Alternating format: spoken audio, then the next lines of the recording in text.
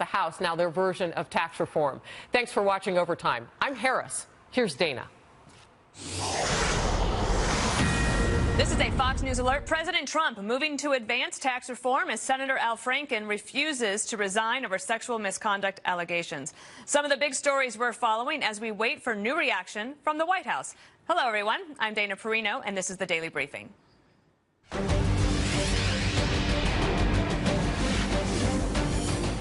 I take a lot of pictures in Minnesota, thousands of pictures, meet tens of thousands of people. So those are instances that I do not remember. It's been clear that there are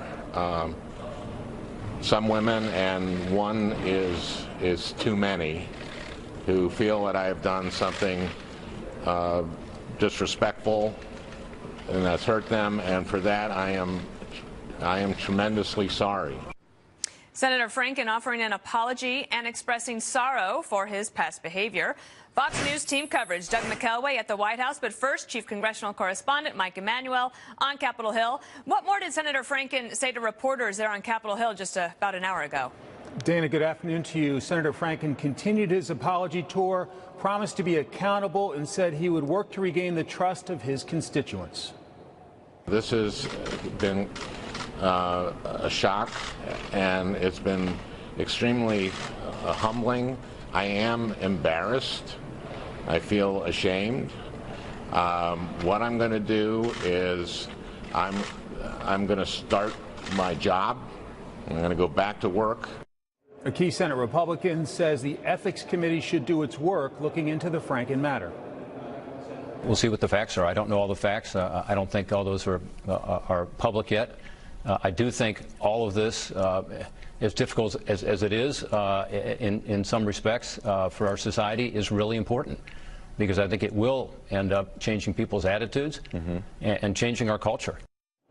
Franken was asked if more women might make allegations. He said he's been surprised by those coming forward so far. Dana. So then what about the other side of the aisle, or the other side of the Congress? On the House side, attorney for the Michigan Democratic Congressman John Conyers, apparently he said earlier today he's not going to resign. What's the latest with him? Well, some Republicans are taking aim at how Conyers handled making a settlement, paying for it out of his own office budget. In Conyers' case, didn't actually come from this slush fund. The payment came out of his office budget, and it was basically camouflage as saying it was an employee expense when it was really a settlement to settle this case. So I think just unveil those statements and the documents, and then the American people will be able to see that. But clearly, if the allegations are true, I don't see how you could continue serving in the Congress having behaved the way that he's alleged to have behaved. Top House Democratic leaders clearly wanted Conyers to step down from being the top Democrat on the Judiciary Committee, but they didn't want it to look like they pushed him. John Conyers is an icon in our country. He has done a great deal to protect women at Violence Against Women Act, which the right wing is now quoting me as praising him for his work on that, and he did great work on that. With these revelations and potentially more, it looks like busy times ahead for the ethics committees here on Capitol Hill. Dana. All right, Mike Emanuel, thanks very much. Meanwhile, a legal battle erupts over the future of a major federal consumer watchdog. An Obama-era appointee at the Consumer Financial Protection Bureau suing the Trump administration to stop President Trump from appointing his budget director, Mick Mulvaney, as an interim head of the agency. The case already moving to federal court, and a judge appointed by President Trump. Doug McKelway is live at the White House. Doug. Dana, there has been bad blood over the mere existence of the Consumer Financial Protection Board since its very inception after the recession of 2008, when Democrats were in control of Congress and created this body as a part of the Dodd-Frank bill to rein in the excesses of large banks and large financial institutions on Wall Street. Republicans always hated it, fearing that rather than rein in the excesses of large banks, it saddled small and medium-sized neighborhood banks with excesses of red tape which they could not cope with. Well, that bad blood is at the root of today's conflict. Former CFPB Director Richard Cordray appointed his number 2, Leandra English, as his acting replacement, citing the Dodd-Frank bill as the authority to do so. Well, the Trump administration sees it differently. Citing DOJ's Office of Legal Counsel, it says the president appoints an acting director. That person, of course, is former OMB Director Nick Mulvaney, who made his authority known in an email to CFPB staff just this morning. He said, quote, "Please disregard any instructions you receive from Miss English in her presumed capacity as acting director. If you receive additional communications from her today in any form related in any way to the function of her actual or presumed official duties, please inform the general counsel immediately." Well, Leandra English, as you said, Dana, filed suit just this morning, and Mulvaney told camera crews that were staked outside the CFPB this morning what he thought of that lawsuit. So, Doug, another topic, but while I have you there, is that the Associated Press is just reporting that President Trump will not campaign for Roy Moore in Alabama. What are you hearing?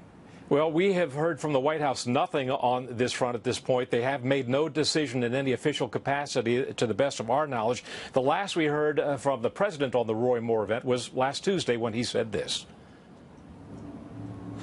Well, he denies it. Look, he denies it. I mean, if you look at what is really going on and you look at all the things that have happened over the last 48 hours, he totally denies it.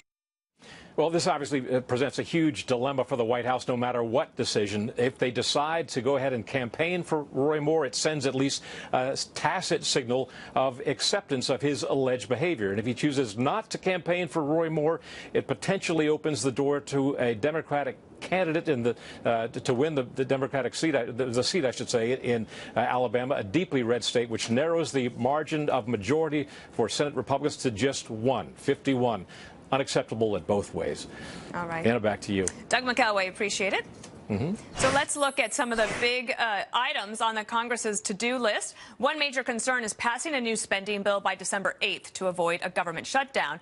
Republicans from both chambers will also need to iron out differences in their tax reform packages. Then there's health care. Democrats want to restore the cost-sharing reduction payments the president recently eliminated. And there will also be debate on ending the individual health care mandate. Plus, lawmakers will have to turn the lens on themselves amid sexual harassment allegations against Senator Al Franken and Congressman John Conyers. But that's not all. Let's start with these here and talk about more of this with our own Fox News politics editor, Chris Starwold. And he's also the editor and the writer of Halftime Report, which everybody should get.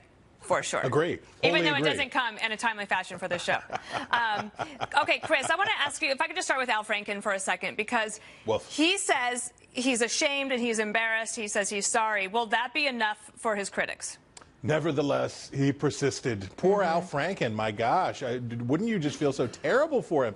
He's so embarrassed and he's so ashamed, and goodness gracious, give me a break. Look, the problem that people in Congress have is that they believe that they, as one of 535 members, are just so important. Al Franken has obviously lost the thread here. He would be replaced by if he resigned, he would be replaced by a Democrat. Because the governor is a Democrat, the state is highly Democratic. Al Franken has been an unremarkable senator in every way, except for the recent instances involving the backsides of his constituents. So somehow Al Franken wants to tell us that he must remain in the United States Senate, even though it hurts his party, even though it hurts the process of Democrats trying to get up for 2018, all of that stuff. Al Franken has lost the tether here pretty clearly. So he's just going to dig in. But what about Nancy Pelosi, who was on the Sunday shows yesterday on Meet the Press? And I think, unfortunately for her, really came out with a really bizarre way to defend Representative John Conyers of Michigan. An icon, the iconic John Conyers. Look, this was we heard a lot from Democrats who told us that they now lamented the way that Bill Clinton's accusers were treated, and that this is a new era, and that they lament how this all happened. Confronted with the opportunity to deal with this in real time, Nancy Pelosi failed the test. She failed the test. She had the opportunity to publicly pressure to say women, as she has said in other cases, that women should be believed, that women should stick up for other women who are in these cases. These are credible accusations. These were settled. This is not a joke. And John Conyers, like Al Franken, doesn't need to be in the United States Congress. Again, safe seat. Democrats don't need him there. He's 88 years old. It's not like he is well, there was spearheading reporting new today, initiatives. too, that it's well known that apparently he's been showing up at least a couple of times to meetings wearing his pajamas. So there might be other reasons to also see him go. Before I let you go, I wanted to ask you about Alabama. So the Senate race, we got 2 weeks before that election on December 12th. Two things happening. We're waiting to find out from the White House if what the Associated Press is reporting is true, that the president will not campaign for Roy Moore in Alabama. But in addition, just within the last hour, there's been information that there's a new candidate in the race. What do you know about him? Well, he is a Marine colonel, retired Marine colonel, and a sculptor. This could be just enough to make the weirdest Senate race in recent memory even weirder. He's running as a write-in. He's got some notoriety in the state already. Could he be enough to sink more? Maybe. And his name is Lee Busby, and apparently used to be an aide to now Chief of Staff General John Kelly. And what about the decision not to campaign for Moore? Does that give you an indication of what the White House might be thinking or what they know about the race down in Alabama? I wouldn't be surprised if this was a Trump aide trying to hem the president in and keep him from going. Oh. According to the reporting. I don't know. Does that work? I don't think so, because according to the reporting from the New York Times that we read over the last couple of days, Trump not only feels solidarity with Moore, but also that he has come to say that perhaps the tape of him bragging about some kind of similar misconduct was doctored. So Trump may be pretty far in the bunker on this. Maybe he will defy what the aides are trying to do here and go to Alabama anyway. Well, we'll see. Senator Sarah Huckabee Sanders is going to be briefing sometime this hour, so we'll bring it to everybody live. Chris Stirewalt, thanks very much. You bet. All right, what's up with the showdown over who will lead the Consumer Financial Protection Bureau? Our next guest has the definitive explanation of why Trump is right on Mulvaney, English, and the CFPB. Plus, the U.S. will stop arming Kurdish rebels in Syria. The move welcomed by our ally, Turkey. But what does it mean in the ongoing civil war in Syria?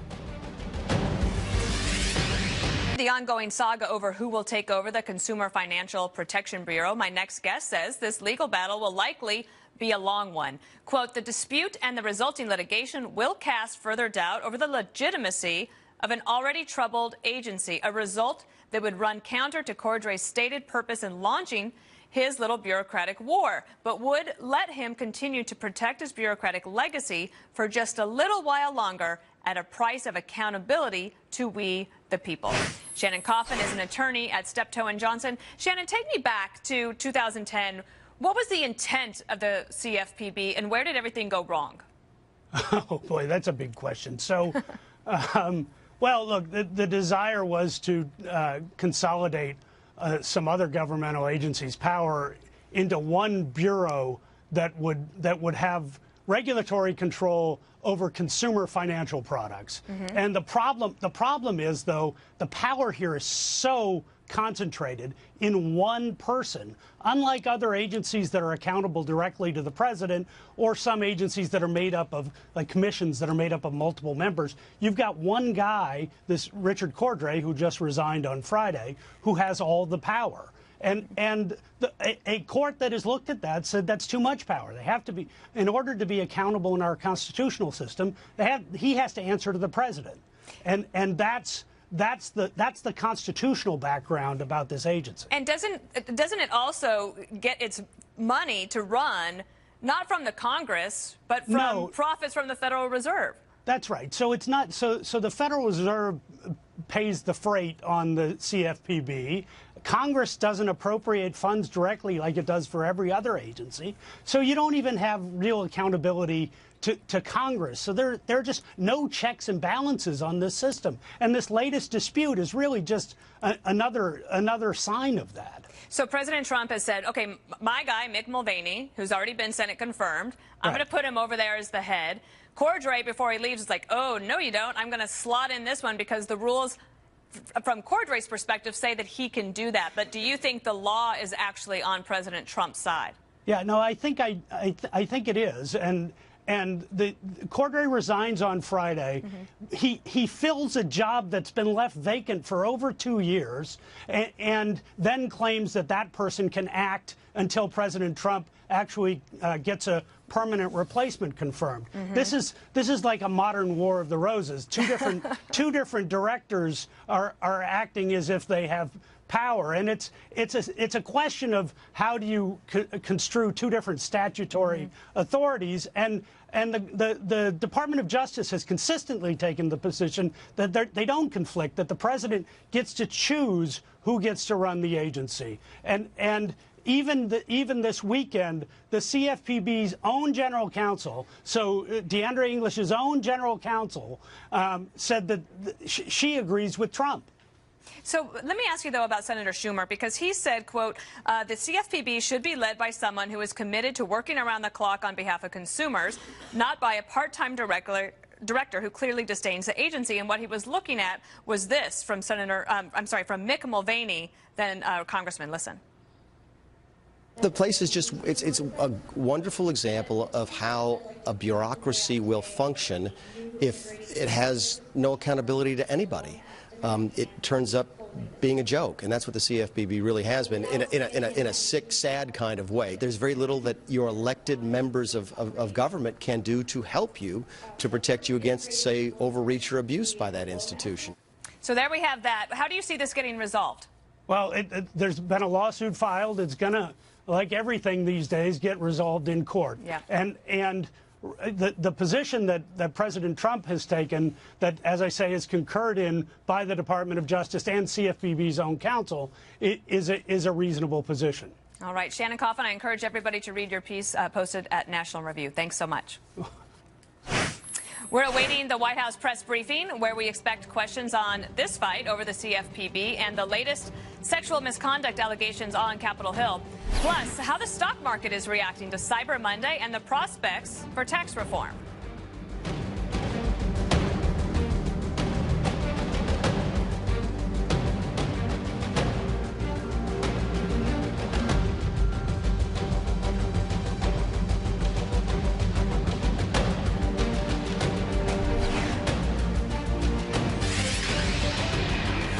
Investors keeping a close watch on tax reform as lawmakers head back to work in Washington. It's a critical week for the GOP as Senate Republicans prepare for this key vote. Fox Business Network's Nicole Petalides, she's live down in the New York Stock Exchange. Nicole, do the markets react every time there's a tax reform headline?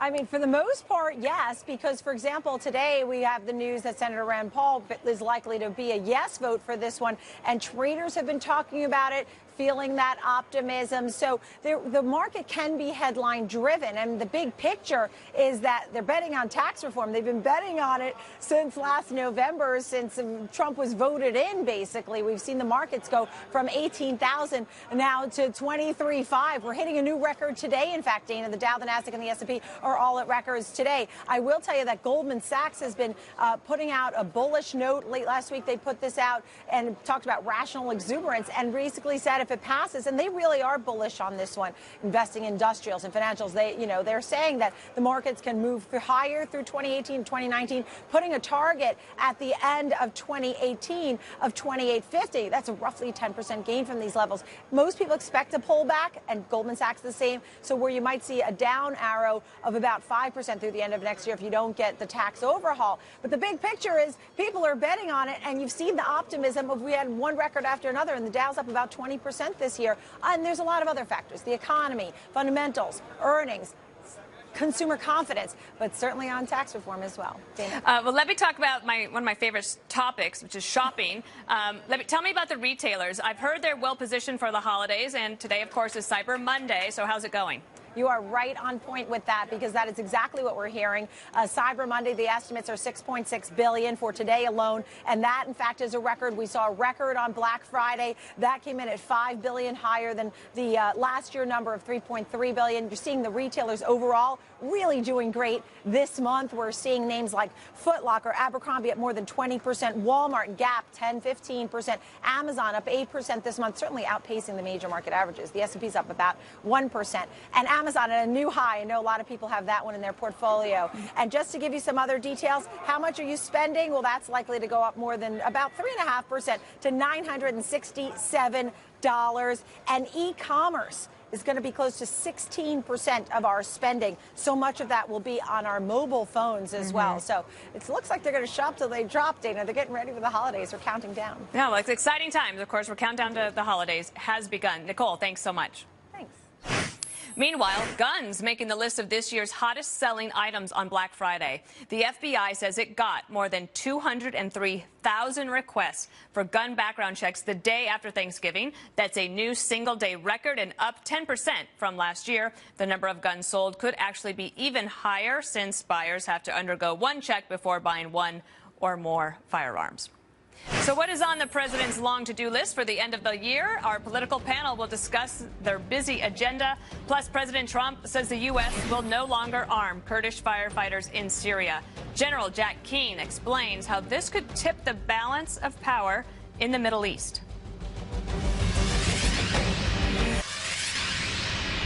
We are standing by for the White House press briefing scheduled to begin in about 30 minutes. The president is facing quite an end-of-the-year to-do list, including tax reform and a government spending bill. And our political panel will discuss all of that in a moment. But first, Kristen Fisher is live at the White House with more on the president's packed December agenda. Kristen.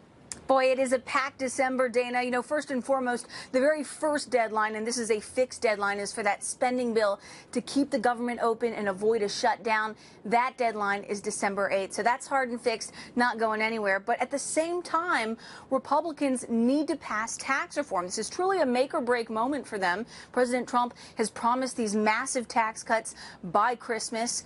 The House has done what it was supposed to do. It passed a bill before Thanksgiving break. Now it's the Senate's turn, and if they're going to get this done by Christmas, then they need to vote on their version of a bill, likely by this week. So to that end, President Trump is heading to Capitol Hill tomorrow. Today, though, he met with members of the Senate Finance Committee here at the White House, and just a few moments ago, after their meeting, they came out, spoke to reporters, and they say they had a very interesting meeting. The chairman of the committee says that the Senate bill had some substantial improvements over the House bill, but that in the end, he believes that they will be able to reconcile the two. Listen to this. We're generally able to get together and solve these problems, and I think we will. We'll be able to get together. That's why you have two houses, and I've never failed to be able to get together with the House when we have, even on very contentious issues, because we're willing to work together and solve these problems.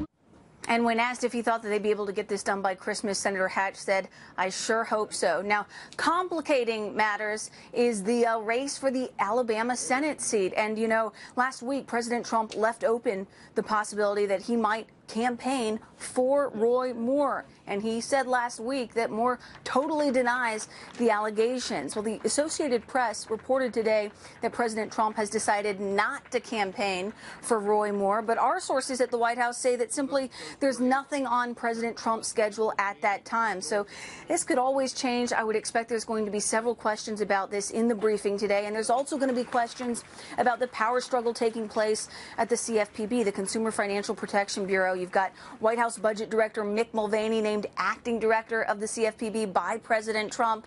At the same time, you have Leanda English, who was named to the post by the agency's outgoing Obama-era director. She's now filed a lawsuit, and it kind of set up an awkward situation this morning where nobody really knew who was in charge. But Dana, Mick Mulvaney brought donuts to the CFPB, so he may get the early win here. That's really smart. And also his staff was tweeting pictures of him on the job, so maybe like possession is 9/10 of the law. Exactly. All right. We appreciate you keeping everything straight for us. We'll be back with you later this week. Appreciate it, Kristen.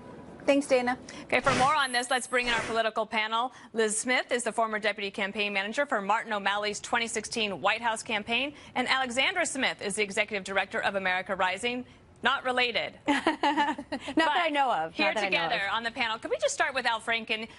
Just in the last hour, he gave a press conference. It took a few questions addressing allegations of sexual misconduct. Let's take a listen to what he said. What I'm going to do is I'm going to start my job. I'm going to go back to work I'm going to work as hard as I can for the people of Minnesota, and I'm going to start that right now. Thank you all. Thank you. So, Alexandra, let me start with you. Do you think that that will assuage the critics who are saying that he should have resigned? I don't think so, because it speaks to a double standard that I find particularly troubling.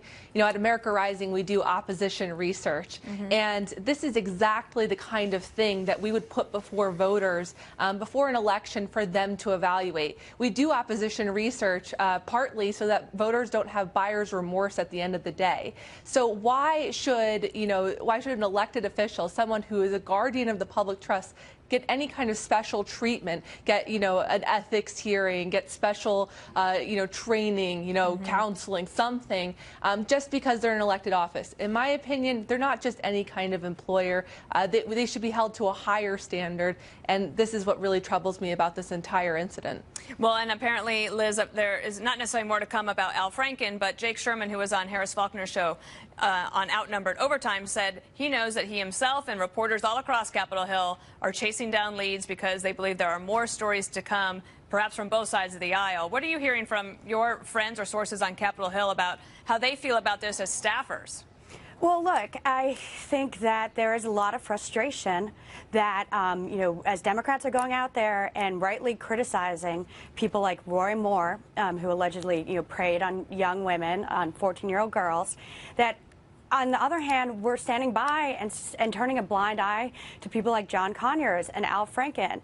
And the charges against Franken are not in doubt. And to Alex's point, I agree.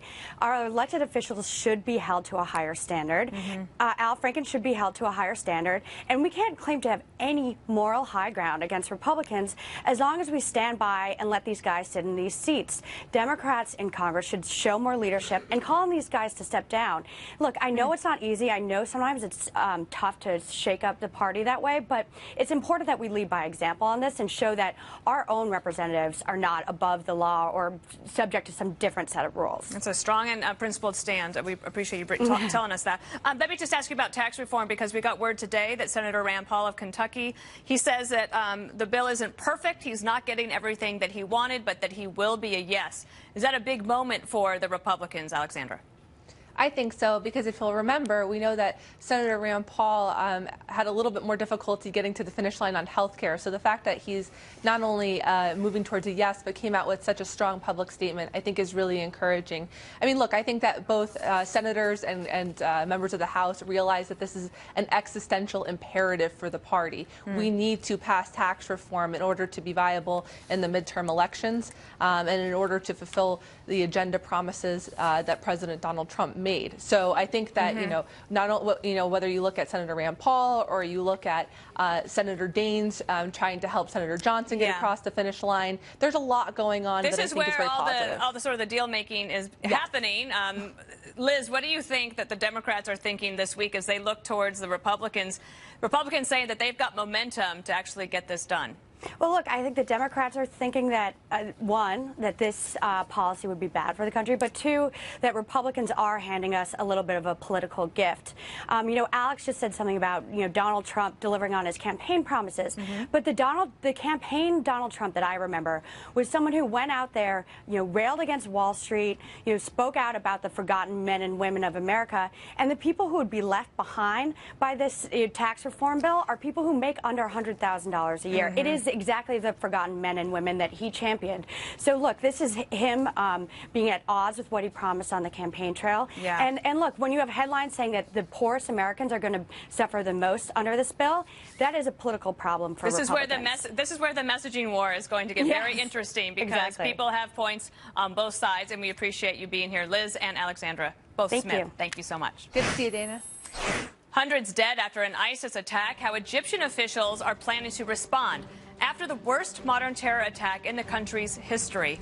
Plus, tourists stranded by a volcanic eruption. More details on the State Department warning to Americans. Shepard Smith on the Fox News deck. The White House is set to respond to reporters at the top of the hour. This is moments after we got word that Michael Flynn's attorney met with the special counsel's team in the Russia investigation. It's more evidence that Michael Flynn may have flipped. striking some sort of deal, or at least on the road toward one. What will the White House say about the breaking developments? We'll find out when the briefing begins around the top of the hour on Shepard Smith Reporting. We'll see you then. The State Department issues a warning to U.S. citizens as a volcano gets ready to blow. Indonesia closing a nearby airport on the island of Bali, leaving tourists stranded. Several minor eruptions over the weekend, sending columns of ash thousands of feet into the air, with molten lava threatening to spill down the mountain. Officials ordering evacuations for more than 100,000 people living nearby. The last major eruption, back in 1963, killed more than 1,000 people.